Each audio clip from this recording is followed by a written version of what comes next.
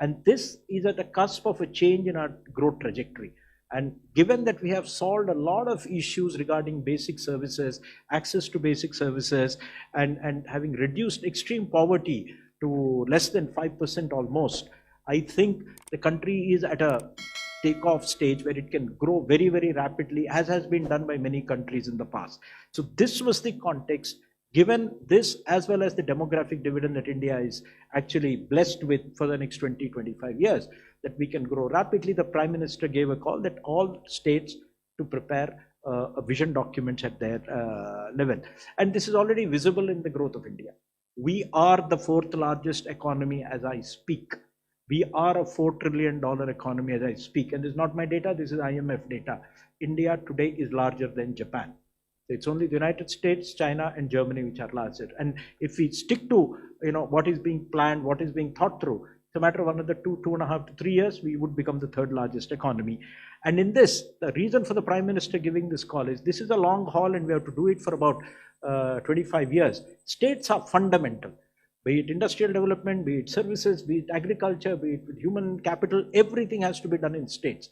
And if you do not have visions for states individually, it's like actually having a bullock cart with only one, bull, not two. It will not run. So if the vehicle has to move forward, you need both center and states to work in tandem. And the good thing is, as we come here, almost 17 states have prepared and released or are on the verge of releasing their visions. 5 of them have released visions: Andhra Pradesh, Uttar Pradesh, Tamil Nadu, Gujarat, and Punjab. And I know that the other 12 ongoing will come out by August actually. June itself we'll see 3 or 4 coming out. Chhattisgarh, Orissa, Madhya Pradesh, Rajasthan, the verge of releasing. They're all looking for dates. Actually, so I think this flood of activity was triggered by last time. And this time, because there were other states which had not yet begun work or in very, very early stages, in the Viksit Raj for Vikasit Bharat, we have the background note gives a large detailed explanation of how do you go around preparing a vision document for a state. And the vision document is not a daydream. It is a practical, implementable document with key performance indicators which are to be monitored, and you ensure that you are on the right track. And it should also be flexible enough to accommodate changes over 25 years.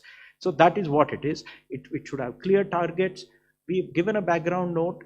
A part of it which I have circulated to all of you, you will be getting before the end of this press conference, which tells you how states have gone about preparing their vision documents. In about 15-20 minutes, it will be circulated and you'll get soft copies also. States in India are the sizes of countries. So making their own vision documents is largely justified. Uttar Pradesh is the size of Brazil, and Bihar is the size of Mexico. So these visions are justified, and I think that's the context in which this Viksit Raj for Viksit Bharat was chosen as a theme. And we're given guidance on how do you set goals, how do you set targets, how do you prepare strategies, how do you have monitoring and implementation frameworks, and how do you, having done a vision document, how do you carry it forward? How do you see that it is implemented and rolled out over 25 years.